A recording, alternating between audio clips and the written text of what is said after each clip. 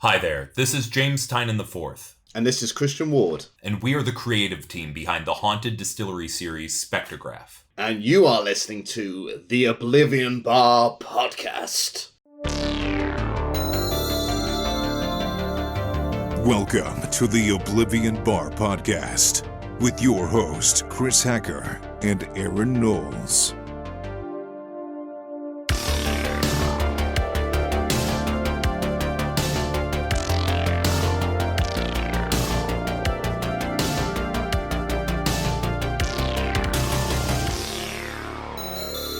Hello, everyone. Welcome to episode 153 of the Oblivion Bar Podcast, the official podcast of the Fantasy Shop in St. Charles, Missouri. I am your Lovecraftian dark creature of the night from Gotham Below, Chris Hacker.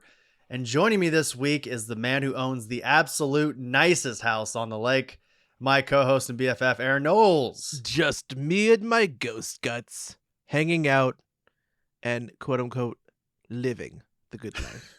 I gotta put the living part in quotations, right? Exactly. Because this is a spoopy episode, because this week on the show we have the creative team of the upcoming distillery horror book Spectrograph from James Tynion and Christian Ward. Now, Aaron, we talked about it a little bit at the end of episode 152, but I'm going to reiterate here in case people weren't there for that conversation with Jason Aaron. Go back and listen to that if you have not. But what I said there was that James, for a long time, would often do creator interviews on different podcasts and YouTube channels and such. But I don't know if people know this or not. He might be the busiest person in comic books right now, between the 30 titles that he's writing plus Tiny Onion. He just doesn't have time. So the fact that he was able to join us this week with our good friend and in my opinion, one of the best creators and one of the nicest folks in the comic industry. One of the nicest human beings on the planet. 100%. Christian Ward is also here to talk about, again, their upcoming horror book through Distillery, Spectrograph. And Aaron, to kind of speak on this just a little bit, we spoke to Scott Snyder a couple weeks ago, and he was on to talk about his Distillery horror series, White Boat, which you'll hear that conversation here in a couple weeks. But I want to refer to what he had said, which is, and you'll actually hear it in this conversation, he was talking more about Spectrograph than he was talking about White Boat in that conversation, right? I think he's just, honestly, like a, again, we said this so many times. He's just like a nice fucking dude, but also he's happy for his people. Like, he's happy for the comic industry. He's happy for this good content, this good literature to come out. And he's super happy about the stories and Distillery in general. Yeah, absolutely. And of course, we'll talk about it during this conversation, but James was actually a student of Scott's. I'm guessing that Scott Snyder was a professor there for a bit, talking about maybe script writing or comics in general. But regardless, that was kind of my first exposure to James and his work. When he first came out, he, of course, started writing American Vampire, maybe one of the side stories. And then he got quickly over into the DC universe, started writing, a lot of the Dark Knight metal stuff. He also did Justice League Dark, which I'm a big fan of. Batman, of course. And then I think it was right around the time where something is killing the children, and Batman is where overnight it felt like James Tynion's stock just ballooned and crashed through the top of the chart, like truly took off. And now he's a 2-time Eisner winner for best writer. And I know we've been talking a lot about James here. Christian, again, as we said a moment ago, the nicest person in the world. He is killing it with Spectrograph #1. We had a chance to read that first issue, and it is incredible. It is typical Christian Ward greatness. Very excited for people to eventually get to read Spectrograph. It comes out April 24th. So I think it comes out the week that we put out this conversation. You will be able to go to your local comic book shop and buy Spectrograph #1. What really, truly, Aaron, what bums me out about this conversation, of course, it's a great conversation, but the one part of it that bums me out is that we didn't get to talk a ton about City of Madness as much as I wanted to. Yes. I had a pretty in-depth question there at the end of the conversation, but we said it during our last episode, fastest 45 minutes of all time, like in the history of the Oblivion Bar, right? Yeah, it went by quicker than you could even imagine. Like, we're just talking, and all of a sudden it's like you have to start like glancing at the clock, even though you don't want to. But again, it's part of the business, Oh yeah. James has got places to be, and we knew that going in. That's why we kept to a tight 45. Also, Christian being in the UK, he's got places to be. He's got to take care of his kids and his family and get back to work. Absolutely. And it was 10 p.m. when we started the conversation in the UK. So he was later than he was like 4 p.m. for us over here on like the Eastern time. over at his time, it was like basically nighttime. And then he even stayed after the conversation and talked to us for a bit, which is insane. I will say just briefly before we get into the supplemental stuff, before we get in the conversation, one of the best things to come out of this show, undoubtedly, is the friendship that we have obtained from Christian. Like the fact that not only have we had him on the show now 4 times, so he has supplanted Tom King as the most visited guest on the Oblivion Bar, but for some reason, short tie. Exactly. Just two of the best creators in comics going back and forth on who's going to join us the most. But for some reason, Christian just keeps wanting to hang out with us. And listen, Aaron and I, it is not beyond us that is an incredible deal. We love it. We love hanging out with him. We love having him on the show, and we're going to keep riding this train for as long as he wants to keep talking to us. So it's a good deal. My sweet British boy. That's right. Aaron, before we get in this conversation, why don't you tell the folks how they can support the Oblivion Bar podcast? Money, please. No, money, daddy, money, money, please. No, that sounds so fucking terrible. You can help. They get it. They understand at this point. It. We're pieces of shit. No, I'm no self-deprecating here. No self-deprecating. Okay. You can help support the show by visiting us at patreon.com/OblivionBarPod. And I'm joking. None of the money comes out. It all goes back into the show. Whenever you see anything getting better in this show, whether it's graphics, music, art, equipment, you guys are helping us make the show better. And that's all you. That's all we can only thank you for that. Obviously we put our time, sweat, money, blood, tears, stool samples, all that stuff into the show. Other liquids. Yes. But we have you to thank for supporting what we do. And for your support, you get access to our weekly grid episode, which is kind of our free form, free flowing, just off the cuff episode each week. That's Patreon exclusive. You get access to episode transcripts before the shows come out, so you can see what we're going to be talking about, our links, our clicks, all that stuff. Early access to normal episodes, a special shout out at the end of each Oblivion Bar episode as well. Depending on the tier, you get additional free stuff. We love giving out free stuff. It's just honestly the best way to support the show, not us, the show. So make sure you guys go check out patreon.com/OblivionBarPod. We just recently redid all the different tiers, and we make it more accessible to everybody. So go over again, once again, patreon.com/OblivionBarPod and check those out. Absolutely. One more piece of news here. We have a panel, Aaron, at the end of this month. What? We have a panel at C2E2. What? What are you saying? What are you saying? What weird? What way? On Friday, April 26th at 11:15, we are going to be joining the First Issue Club and the Short Box Podcast at C2E2 for a epic crossover live recording. We would call it a panel, but truthfully, it's just a recording of an episode that we're going to face. Greg, we're looking at you. He's tall though, so you're gonna have to kick. You have to get like Van Damme. You got a high kick. The guy will like flip upside down. I'll give you a boost. You'll run at me. I'll like throw you in the air. What's it called? The move where like Colossus or Hulk throws. No, it's Colossus throws Wolverine. Yeah. It's the fastball special. Yeah. Join us in room S405-B to hear a live recording of our 3 shows getting together and talking about comics, talking about podcasting, talking about spinning high kicks, all the things. Talk about me. We'll have C2E2 exclusive stickers, shirts, posters. As Aaron said, we like to give out free stuff. We'll be doing it at our panel. They've all been curated and made by our good friend and fellow patron of the show, Elliot Dixon. It's a homage to Wolverine number 8 from 1989 by Chris Claremont and John Buscema. So it's incredible. I mean, we've posted all over our social medias, so give that a look. It's going to be incredible. And also we'll have, as Aaron, you said this in our last episode, and thank you for reminding me, we're actually going to have a panel exclusive holographic sticker. So there's only going to be 10 of them in existence. And if you come to that panel, you have the chance to get one of them. So visit the link in our show notes for more details on that. Very excited to hang out with Botter from the Short Box, Andy and Greg from the First Issue Club, and of course us 2 knuckleheads hanging out with everybody, just talking podcasting. Couple knuckleheads. So without further ado, we've been rambling long enough. Let's get into our conversation with James Tynion IV and Christian Ward. Hey Aaron, how do you like to read your comic books digitally? Chris, it's funny that you should say that. I just started buying and reading my comics on Omnibus. Ooh, interesting. I actually heard from a little birdie. It's actually backed by some of the top publishers in the medium. It also hosts an extensive back catalog from Image Comics, Boom Studios, Dark Horse, Ahoy Comics, Titan, Vault, and many more.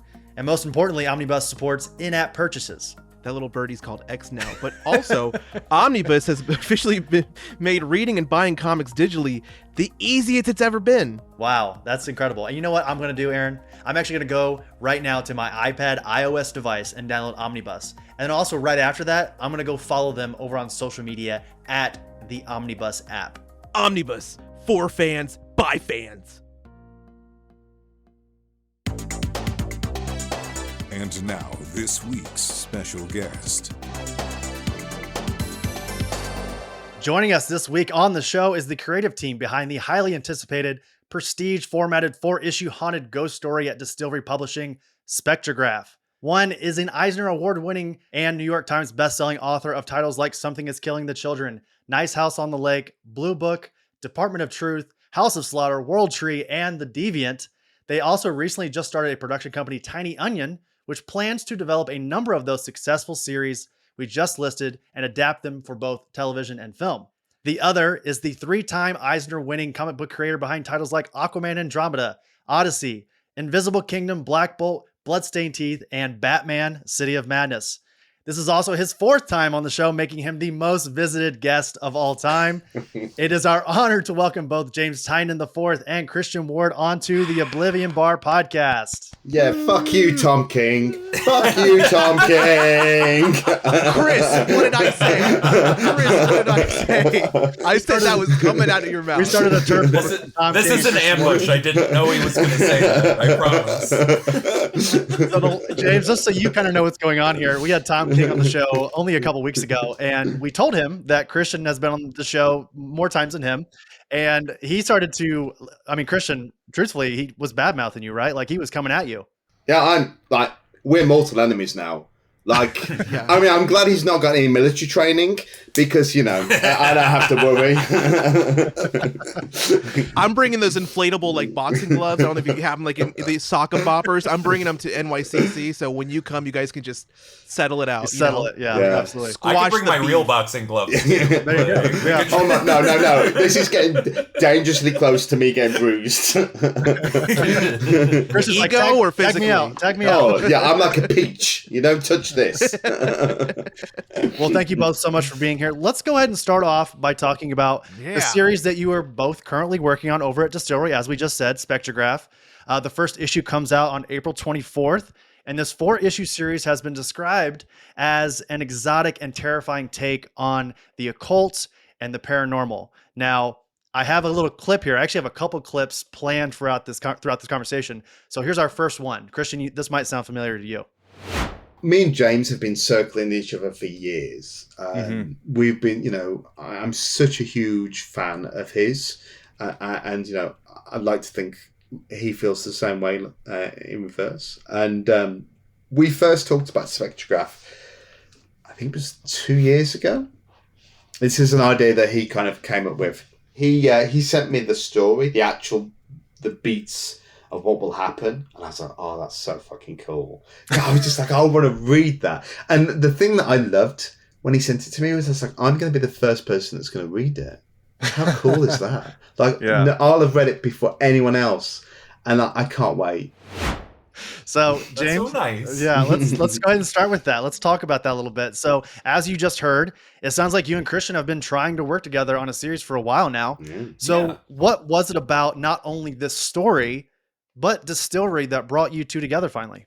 So, I mean, we had started talking about this kind of in, without really talking about what publisher it would land at. This would have been in the lead up to the first time we collaborated together on a Swamp Thing short story. That's it, yeah. And so it's like, which I think would have been like the Halloween right after the launch of, I think it would have come out October 2020. Like, that seems about right. So we would have started talking after Something is Killing the Children and, like, around the launch of Department of Truth. And then it was just sort of like us, basically saying we both really, really like each other's work. We would love to find something down the road. We both had a very full dance card. But there were sort of two things that were in the back of my mind. One, like the first of which was like, hey, like let's work on this Swamp thing. That was great. And then, I was about to take over the pilot seat of the Batmobile over in the Gotham line, and it was like, let's find like an issue that we can do somewhere in here to play around in Gotham City.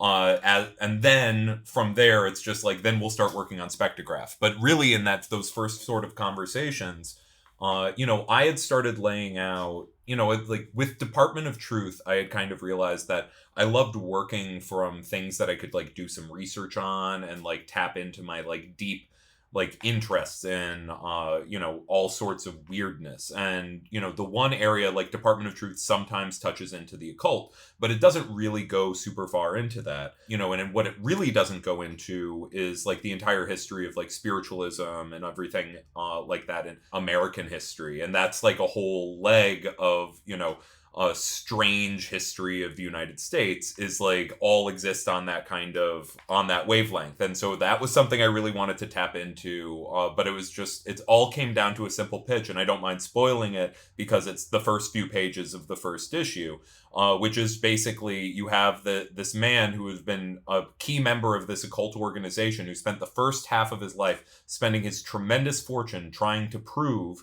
that ghosts exist. And then he comes to a firm decision. They don't. He has proved that they don't exist, that everything they've been talking about in this occult group is wrong. And then he spends the second half of his life using the rest of his fortune to make ghosts exist. And that is the kind of like central concept of Spectrograph. And Spectrograph refers to the machine that he spent the rest of his life building, which is embedded into this big, beautiful mansion. Christian, what's kind of your viewpoint from this? When James came to you for this story, what was kind of like your initial reaction? Well, I mean, like I kind of said it in that little clip you played. I mean, what James has just said to us right now, that's literally word for word kind of his selling of his pitch to me. And it was just immediate. It was just such a cool idea. I mean, I think kind of the other thing that James sort of said was that he really wanted to see what my ghosts look like, and that was the thing for me. It was just like, what do my ghosts look like? What would that that's something I'd never really done. I've never really done kind of like a supernatural, although this is a very kind of left field take on supernatural kind of like horror, but I'd never done it. So it was really kind of, that was playing to my kind of wheelhouse of like, very kind of nebulous kind of art and kind of like something that's kind of not that as tangible as like as a traditional pen and ink art might be. So yeah, it was just excitement, but like, and then it was just, we would check in with each other, literally every year, and just be like, how's it? Sometimes James would check in with me, and then sometimes I'd check in with him. It was just, and it was finding that kind of space, and it was when Distillery kind of set up that kind of allowed us that opportunity that we were like, that we just decided to grab it, because they just allowed just such a broader a canvas than a lot of other kind of creator-owned publishers. Lots of amazing creator-owned publishers that we've both worked for, in the industry, that do great books. But it was such a specific kind of vision of Distillery. This idea of like a coffee table art book, really big, oversized. I kind of view it as like IMAX comic books. They're really, really big, and it was just too much of a tantalizing opportunity for us to pass up. And we both had like this very small window that we were like, okay, we can, and it was just like, I think we can do that. We can aim for that window, and we've just gone for it, and it's been really cool.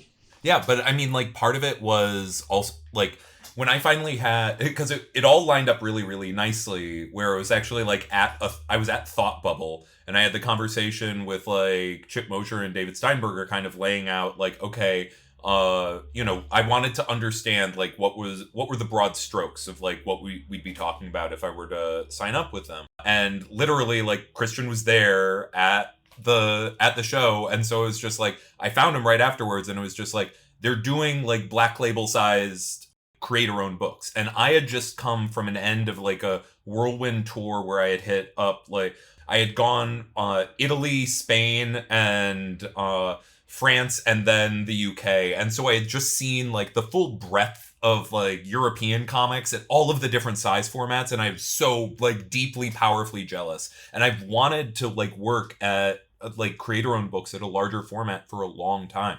When I first started talking about Nice House on the Lake over at DC Black Label, I thought I was going to get a Black Label size book. And it's like, you know, that was like part of the, oh, hey, like this is going to be really fun, like playing with a house and in that format. But then, you know, we talked about it and it ended up in the standard format. But it was just like, I really, really wanted to try to like, you know, build creator-owned books that are these kind of like, these are the prestige art books. These are going to be like big, beautiful art artifacts. And it's just like, it feels like Europe gets away with that a lot more than we do in our comics market. And I am very, very happy to see that there does seem to be some hunger for it. And, you know, the fact that these distillery books are actually like, you know, there's a real excitement around them. You know, we know our initial orders, they're very strong. Like this is, you know, there are people who want to buy these books, and that's really exciting. That's what I love about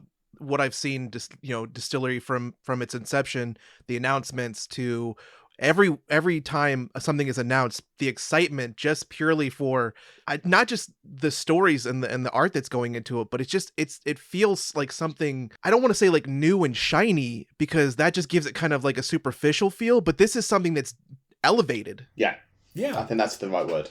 It feels special, and I'm so excited to see, you know, as a newer person in the comic community, to see that kind of inception to fruition is really inspiring. And the fact that it's creator owned, you guys are doing something special, and then also the fact that you get to kind of highlight those different formats in the IMAX a comic book kind of idea.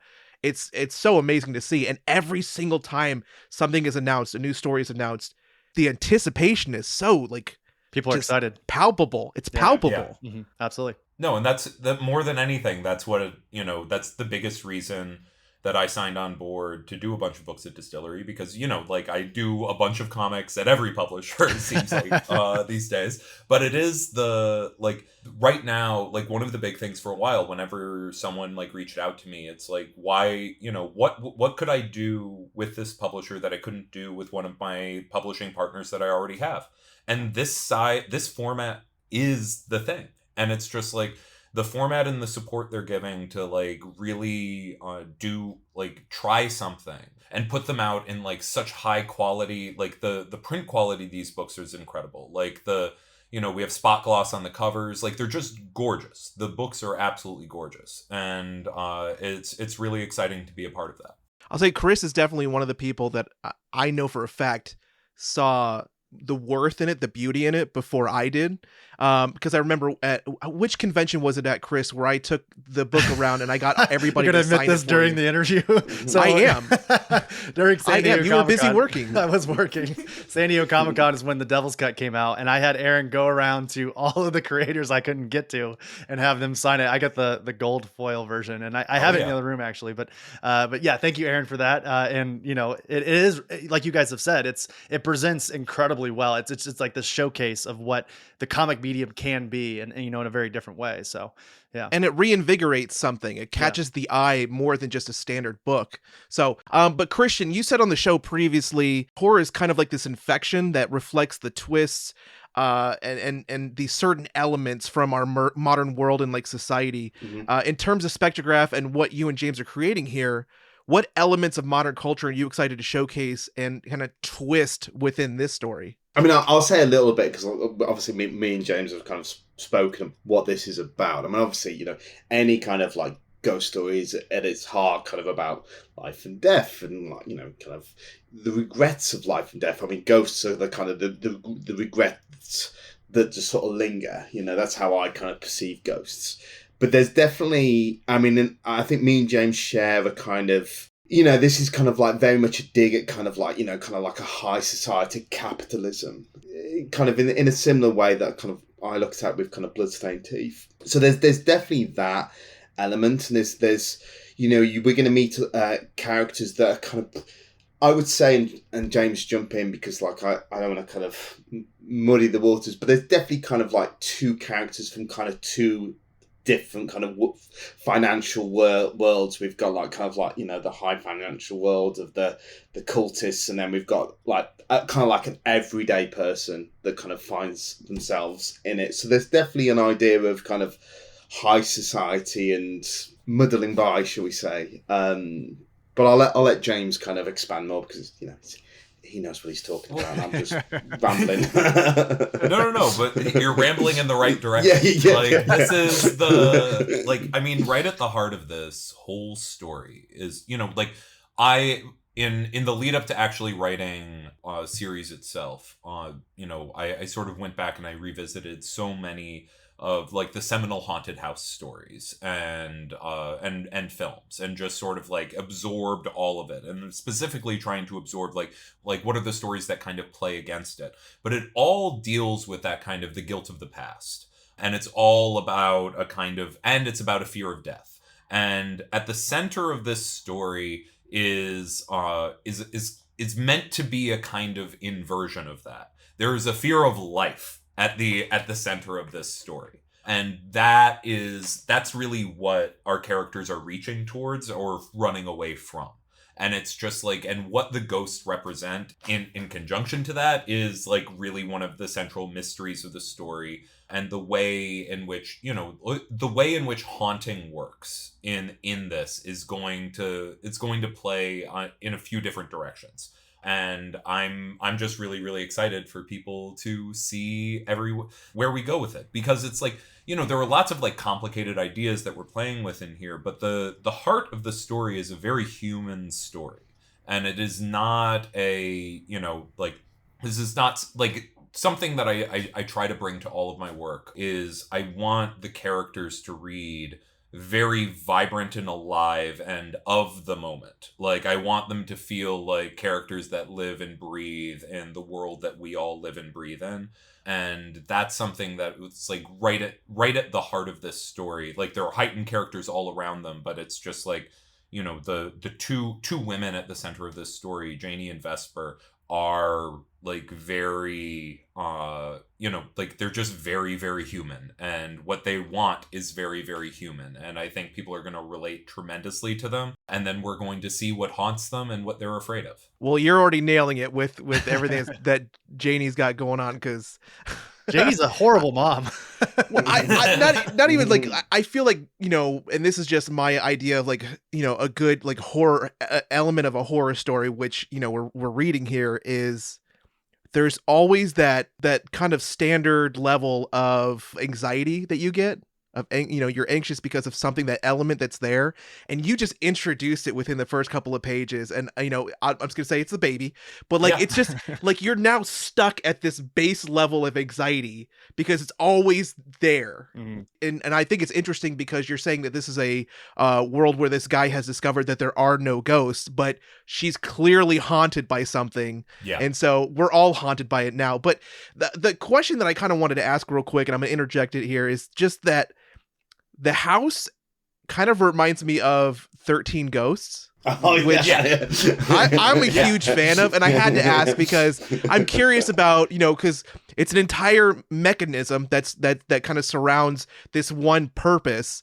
Was that kind of a piece of inspiration, as well as you said the ghosts in this book that we will see all kind of represent something, which all the ghosts in 13 Ghosts represented. They were all kind of like different sins and different issues. Like, do you have anything to say, kind of like to? I mean, like, first and foremost, like, yes, it is a tremendous influence. Okay. Like, and on top of it, it's just like especially the, you know, the remake, like with Matthew Lillard and all of that. Like, it is just one of the most fun horror movies from that, like, you know, turn of the millennium. Like, it is just a really, really good, fun movie. It's campy in the right ways. It's scary in the right ways. Each of the ghosts are, like, interesting and dynamic. Like, what we're doing with ghosts is very different than what exists at the heart of that. The purpose of the machine is very different. But the idea of, like, a house ghost machine, like, you know, it is something that, like, tapping a little bit into that, to my love of that story. But, I mean, it's just, like, obviously that is an occult machine like, and it just builds into its own like fictional mythology, which is part of what's the fun of it. All of the ghosts there were collected outside and all that. Like, what the ghosts represent here is very fundamentally different, and how the ghosts manifest is very fundamentally different. Like, this is where we're going to see, these ghosts are somehow like very human and very inhuman. Like, these are scary. Like, this is, I think, Christian and I are both tapping into some, Clive Barker lanes over here. Yeah. So it's just like, this is like, it all manifests very differently, but I've never been shy of letting, wearing my influences on my sleeve, and you've just pointed to a big one. Yeah. Awesome. I've never actually seen it, and James has been like saying for me to watch it. So I. What? Well, at this point, maybe like watch it when you're done. Yeah. You need to put together like a list of like Ghost Ship, 13 Ghosts. What's another of those? There was like was it Haunting on House on Haunted Hill or something? Yeah. There's like the list of these that all were like made in that same time frame. They had some new technology, and that's also right in the era that they figured out how to like dice someone like in a horror movie. So it's like a lot of the first times that you can actually see like it's somebody cut in half in a way, like either vertically or sideways. Isn't that the entire intro of Ghost Ship? Like they all get cut from that wire off the ship. 100%. And someone is like bisected like vertically in 13 Ghosts. So it's just like the technology suddenly existed to do that, and every horror director within 3 years. We got to use this, man. It's like bullet time. Everybody's got to use bullet time. Yeah. Okay, so without spoiling anything, those final pages of that first issue are, in my opinion, worth the price of admission alone. Like, those last like 3 pages are incredible. Speaking of ghosts, we got to look at Ghost Guts. So, Christian, any explanation on who this Ghost Guts is? Ghost Guts is our Slimer. That's what I would say. Yeah. I mean, it was very funny. topical. Yeah. It was funny because it was a really strange, the whole Ghost Gut thing kind of happened almost kind of accidentally, and it was just so perfect. Like, so we were doing we were working on the Devil's Cut, and I was just like, we were talking about like, what are our ghosts going to look like? And we were sort of like talking, are they going to be like interference? Are they going to kind of like, is it going to be and there was at one point I was talking about that I was going to paint the ghosts, so they were a completely different medium to like the rest of the comic. But then as I was drawing them, I was just like, I just had this thing, well, if they're see-through, why can't we see their innards? And it was just, and the minute I drew it and I sent it to James was like, right, scrap everything else, that's it.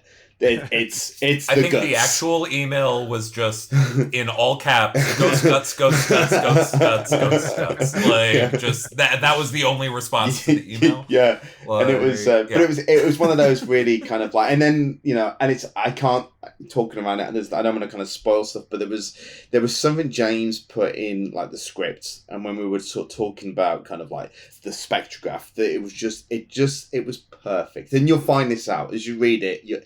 It'll become more and more apparent what we're actually doing with the ghost. But I can promise you, you have never read a ghost story like this. You have never seen ghosts like this. They're unlike anything you've seen, and they're really fucking cool, and they're really fucking terrifying. Yeah, issue 2 is when issue 2. We kick the now we've set the stage. Now we can just scare you for a while, like, and that's our goal. Yeah. Well, let's stick with this topic of horror, because both of you are obviously 2 of the premier voices in the world of horror within comics. Christian, you just finished up your Black Label book, Batman City of Madness at DC Comics, and James, it seems like every series you write outside of Win has some horror element to it. Something is Killing the Children, The Deviant, which was amazing. I mean, they're all amazing, but Nice House on the Lake, and now Spectrograph. James, let's start with you. Can you think back to when your love of horror, like, really first, like, that spark for horror really kicked in? I mean, a huge part of it is I thought that I hated horror when I was growing up. It was I always like things with a spooky aesthetic. I like drawing skeletons. I love Nightmare Before Christmas. Like but then like once I actually came of age and my friends started watching scary movies, it was just like, this is too scary for me. I don't want to have nightmares, because I had bad nightmares like fairly often. And, and then a few things started happening like kind of simultaneously. Like in late middle school, early high school, I realized that I really liked telling my nightmares to my friends, like at sleepovers and stuff. I just like Something that's killing the children. Oh yeah, the opening of Something Is Killing the Children is like fully down to the fact that the kid's named James. And has glasses. Yeah, and has glasses. Like there's always a James in my books. I'm not I'm not too shy about that. But there's an element of, there was an element of storytelling that I really, really started to appreciate and I started to really love. But at that moment, I would still cancel on a group hangout if I found out that they were watching a horror movie. And I would like go down the aisle at Blockbuster and I wouldn't make eye contact with the VHS cases because I was like, if I looked them like straight in the eye, then I would have terrible nightmares about what I assumed the movies were about. But then, like, I finally, in late high school, I started reading Stephen King, and I started making caveats to the rule, like, where it was just like, I enjoyed reading horror, but I didn't like seeing horror. And then I went into college and I started writing horror, and then my minor was in film studies, and I just like finally decided to pull off the Band-Aid. And at Sarah Lawrence College, you basically have to write a full thesis paper every semester for the courses you're in. And I, like 3 semesters in a row, I just wrote my theses on horror. And over the course of a year, I watched about, 250 different horror movies. And it's like, and then I started like understanding the different pieces of them and understanding the fact that we're never like the stories that were in my head were much scarier often than the movies. And then when the movies were actually scarier, I found that really interesting and exciting. And I wanted to understand why and how. And then, once I connected with Scott Snyder and the two of us started writing together, both of us start from a base of horror. And and it means that it's just like we're almost the central question that we're always asking ourselves. And when we build a new characters, what are they afraid of? And then how do you literalize their fear into something that they have to overcome over the course of the story? And it's just like, that is at the heart of every Scott Snyder story. And it's at the heart of every James Tynion story. Like, we're both horror writers at our hearts. And that's how that bond was forged. And then we both brought that into superhero comics. And then I finally got around to just writing straight up horror. Christian, how about you? I know we've had you on the show now 4 times. How have we not talked about where your origin of horror started? I can't follow that. I just like horror. I like horror. I like monsters. Blood. I mean, I think kind of like, yeah. I mean, the thing for me is I like scary stuff, but I don't like gore. Like, gore is like any horror that's like really gory. I'm like, no, thank you. But I think kind of why I gravitate to those sort of stories is the kind of, I think when you bring in an element of unreality to a story, there's that's a bit more unpredictable. You don't know what's going to happen. And I find that exciting in stories, like, what is going to happen? And I think kind of I gravitate towards stories where I can't, predict it as easily because, we are in a realm of non-reality. As far as kind of like writing goes, though, I think I don't see myself as I'm a very newbie writer. I don't really see myself as a horror writer. I kind of like, when I'm writing a story, I like to kind of think, well, what's this story about? And react to kind of things that I'm scared of or interested in. And they tend to be frightening things, in the world that surround us, or things that make me angry. And I think when you have something that makes you angry or that frightens you, it just naturally translates to kind of a horror, because those are the emotions that you're trying to kind of deal with, and those are the kind of the conversation you're trying to have is about scary things. So it just gravitates towards that genre. But I can look at a VHS tape, like, no problem. That Stephen King hit cover didn't scare you when you were younger, Christian? The Ghoulies. I mean, this is really old school. Like, you guys might be a bit too young for this. There was a horror called The Ghoulies, and it's about these creatures that live in the toilet. Oh, and God. I always remember there was like the video shop that we used to go to. There was like a cardboard stand, and it was a toilet with this thing coming out of the toilet, and it was just like, and that used to scare the shit out of me. I was just like, I don't want to have that thing bite my bum. The Ghoulies was the exception to the rule. I didn't like that. Well, we actually just spoke about this gentleman a moment ago, but I have another clip that I want to play before we get into our next question here. So here we go. Every book has been great. Spectrograph is going to blow your mind too, from James and Christian. I can't say enough good things about him. If you haven't picked up Spectrograph or you missed the order, cut off, go get it. I'm sure it'll sell out. It's amazing, like everything he does. He's the best writer in comics and one of the best human beings on the planet. So I've like not anything but praise for him on every level. I met him. He was my student when he was an undergrad, and I was a adjunct teacher. I was in my my 20s, my mid 20s. And he was like, we've known each other forever. He was a child. I've said it many times, but to have your student become somebody who you learn from, who's a good teacher to you, is a great feeling. And he's just the best. So yeah, James, as Scott just said there, we had him on the show just a couple weeks ago, but on top of all the series that you're working on currently, some of which we didn't even list in the intro because there are just so many, you are also a founding creator of Distillery Publishing and recently started Tiny Onions Productions. You seem to be leading the pack with not only being one of the premier writers of the medium, but also among one of the savviest in terms of business when it comes to the comic industry. So my question for you is, where does that vigor come from when it comes to building your brand and your production and everything? Well, I talk about that with my therapist like every couple of weeks. It's like I'm a workaholic. I don't know how to do less. I think I would go a little bit insane if I was only working on one project at a time. Working on a bunch of different titles all at once allows me to stretch all of these different muscles creatively. And then on top of that, one of the biggest reasons I'm in comics is how much I love comic book art.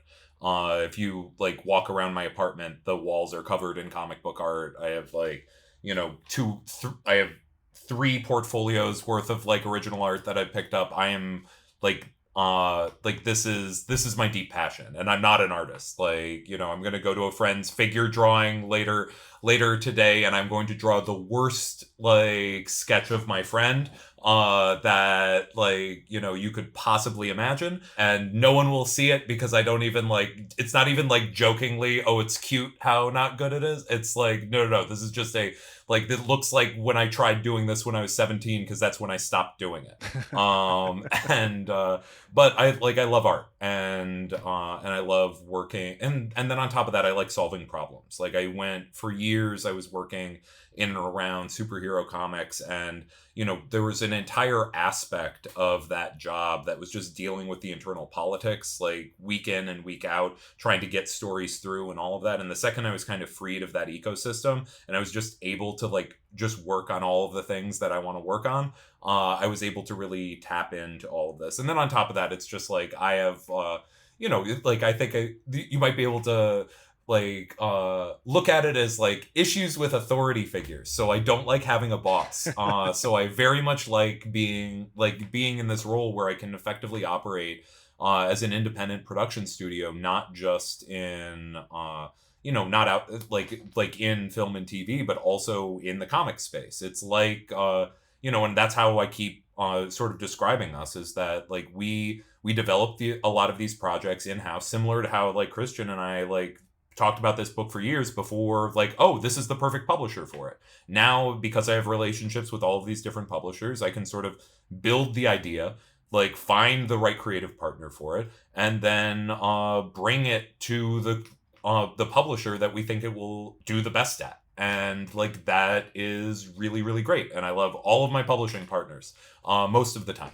And it is like, and it's a fun game to play, and I enjoy doing it. And then beyond that, there's also just a very selfish element of it, which is I see how I think comics should work, and I'm gonna try it out. A lot of it is just me leaning into the sorts of stories that I love telling, and then finding other creators who lean into the same type of storytellers, and then how to I work on so many different projects. I needed to build an entire infrastructure just to manage my own work, and the second it was built, that's when it's just like, okay, now other people should be able to benefit from this ecosystem that I've built, and we should be able to use all of our titles to sort of support each other. Like Tiny Onion has lots of ambitious moves that we're going to be doing over and the benefit of having a little cash in the bank means that we can start talking about ideas that I won't be able to say out loud to on a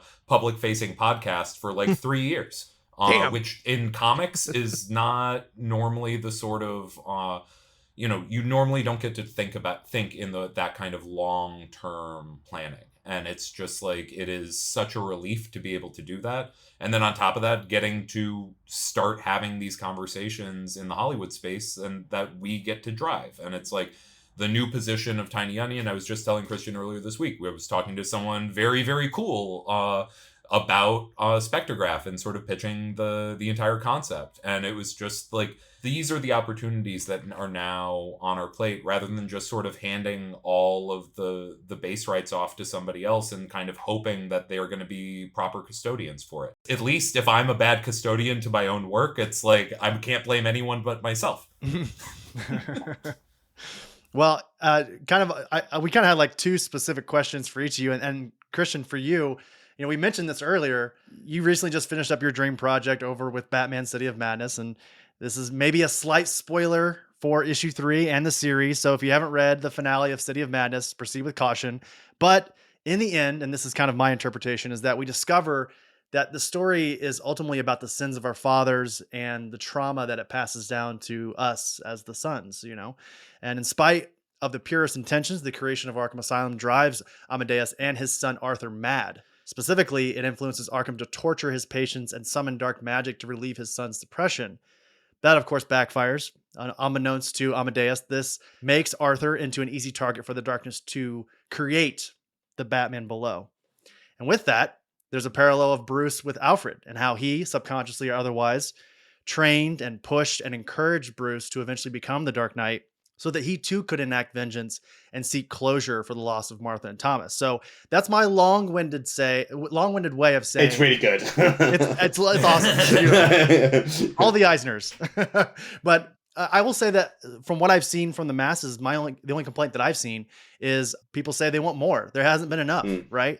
So my question for you is, in a very broad way, how do you feel about the series now that's done and finished? Oh, I mean, Arkham Asylum, Serious House Serve is the reason why I'm a comic book artist. That book changed me. And so to do a book that is a spiritual sequel, a love letter to that book, as I've said, kind of thing on podcasts with you guys before, it was a huge privilege and just one that I was very grateful for.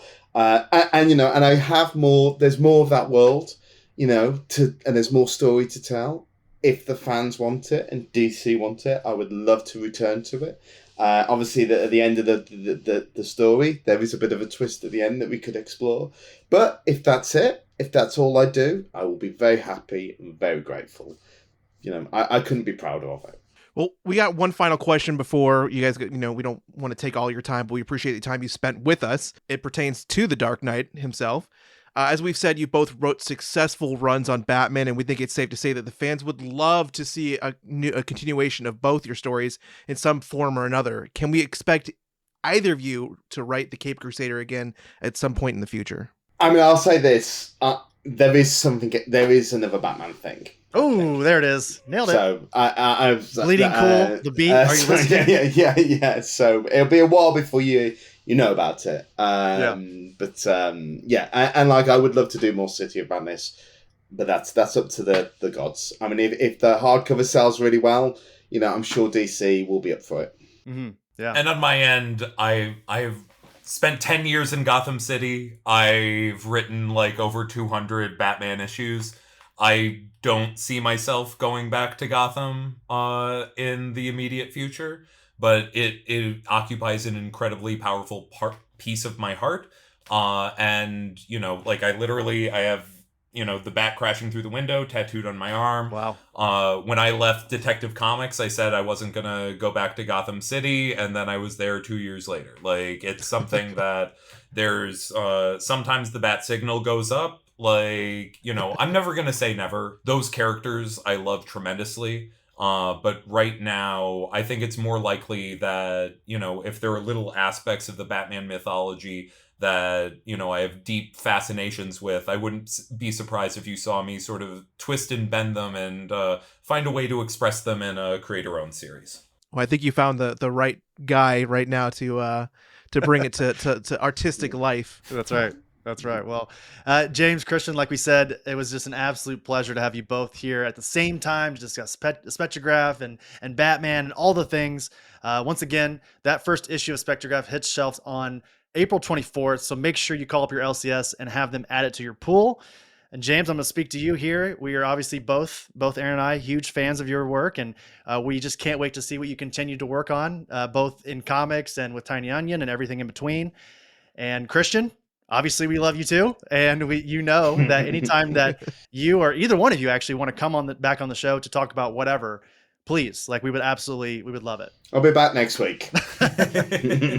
We'll pass the baton off to each one of you one more time. Is there anything you want to plug, any socials, anything you want to highlight before we go? Christian, we'll start with you. No, I'm good. It's all about Spectrograph at the moment. That's right.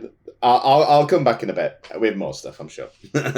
Yeah, like on top of Spectrograph, which you should go pick up, like Department of Truth is coming back this summer. Some of my other big series that have been sort of dormant for a second, you might hear some news about in the next few weeks. So keep your ears to the ground. The other thing that after such a lovely message from my good friend and mentor, Scott Snyder, everyone should also put in their orders for White Boat, by him and Francesco Francavilla. If you like horror, like, once again, like, Scott is the one who, like, taught me how to do a horror comic good. And if you haven't been reading some of his creator-owned horror over the last few years, I think they, like, deserve, like a huge audience. Like, those books are just so, like, wickedly smart and so well put together. And then Francavilla is fucking amazing, and you should pick up White Book. I completely agree. I will echo all that. And we just want to say once again, thank you both, Christian and James, for joining us. Can't wait for people to get Spectrograph in their hands. And we'd love to, again, have you back on the show, and we'll talk to you soon. Thank you for having us. All right, sounds good. Have a good one.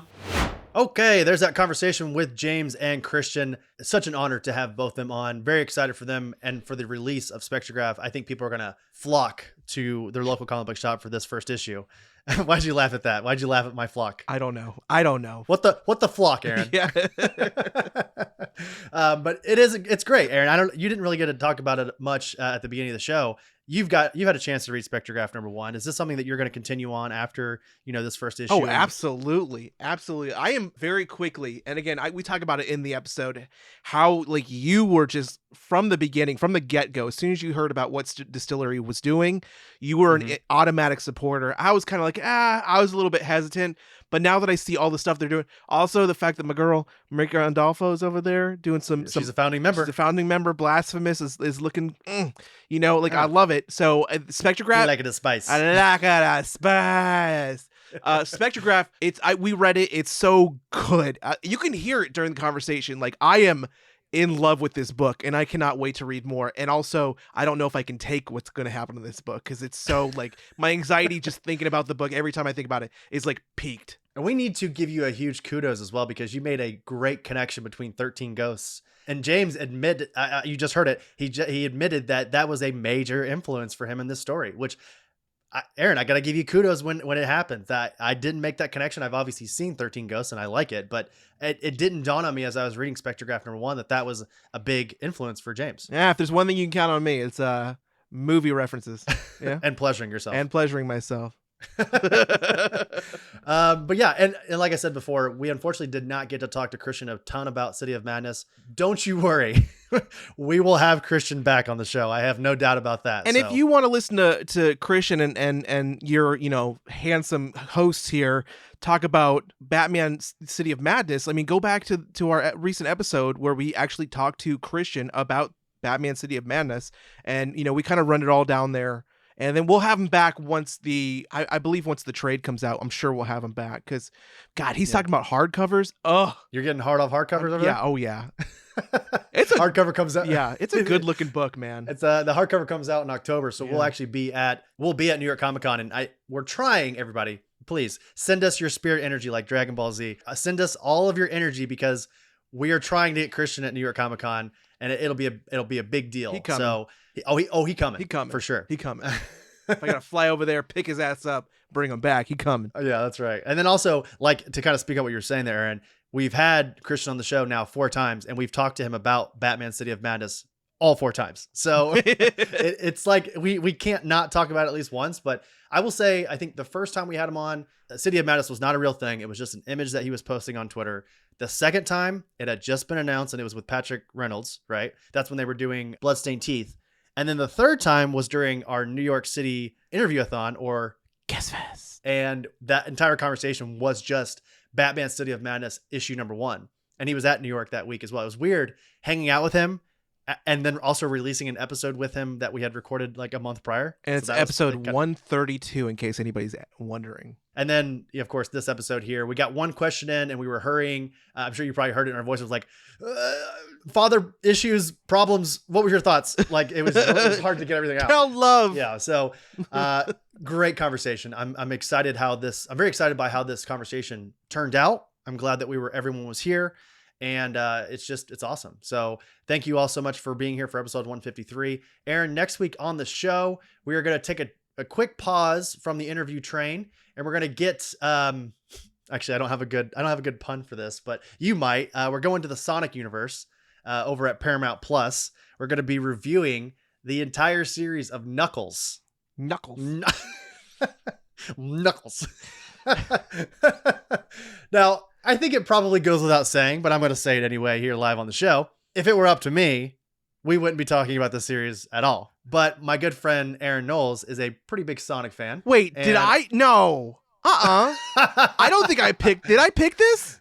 No, you did not. I'm just trying to anticipate your needs because I love you. Okay. Yeah. Did you want to talk about it? I think it's. As an Idris Elba stan. Let's do it. Okay, good. We can switch it up if you want. I mean, it's only 6 episodes. It looks good. Like the trailer's already come out. It looks silly. Well, yeah. I mean, Sonic is silly. Sonic is silly. I'm gonna eat chili dogs the entire time. What is remind me? What is Knuckles? Is he a echidna? Echidna. Yeah. Yeah. I pulled that from the recesses of my dark nerd brain. I went down to the archives. I mean, you can't lie. And I want to hear anybody's arguments to tell me that the Sonic movies are not good. They're really fun. Like they remember. So let's just kind of go back because we've actually reviewed both Sonic movies on the show. I think the first Sonic was maybe one of our first 25 episodes, and then we reviewed the second one, of course. And I remember thinking as we were doing, I'm like, yeah, I mean, we're covering because you're the big video game fan, and we're trying to cover all of our bases here with movies and video games and comics and everything. So going into it, we had that big backlash, the CGI of Sonic, the first look, everyone lost their fucking minds, and then they changed it, and it's been rosy and sprinkles and skipping ever since. It's been great. The movies have been fun. Jim Carrey is killing it. And from my understanding, Aaron, I don't know if you've heard this or not, but it sounds like Jim Carrey's going to be back for the initial or the eventual third one with Shadow. Yeah, I think because then there was like a well, anyways, we didn't see a body. And you know the rule. If you don't see a body, you don't see a body. Just like fucking, what's her name? Scarlet Witch. That bitch ain't dead. All right, we're getting off on a tangent here. Anyway, we're going to be talking about Knuckles. And actually, I think, Aaron, that'll be the week that we go to C2E2. So we're going to have, that could possibly be an in-person review. So be on the lookout for that one. Might be naked. You'll never know. And the thing is, as you're listening, you'll have no idea. You're just going to hear this. And then we'll let you guess what that was. And then you'll know. All right. We're going to get out of episode 153. Aaron, take us out of here. I love this show. Subscribe to our podcast, Apple Podcasts, Spotify, YouTube, Audible, iHeartRadio, wherever you listen to your favorite podcast. Thank you to our Thank you to our patrons. That's our dicks, by the way, just so everyone's aware. Just to clear the air. Oh, man. Oh, it's getting rowdy. Thank you to our patrons, Alex, Alice, Aaron, simmer down, Aaron, Botter from Shortbox, Brad B, Cassidy, Chris from the Bada Boom Pod, Chris J, Christy, David, Elliot, George, Greg from First Issue Club, Haley, Hams, 6, Jake from Spec Tales, Jake S, Jeremy, Kenny, Kyle, Losi, Mac, Miles, Mike, Robert, Sean, Travis, and Brad Lee from Comic Book Couples Counseling. Boom!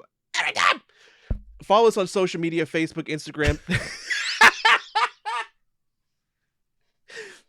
Follow us on social media, Facebook, Instagram, TikTok, Blue Sky, Threads, Oblivion Bar Pod. I think we're back on Twitter also.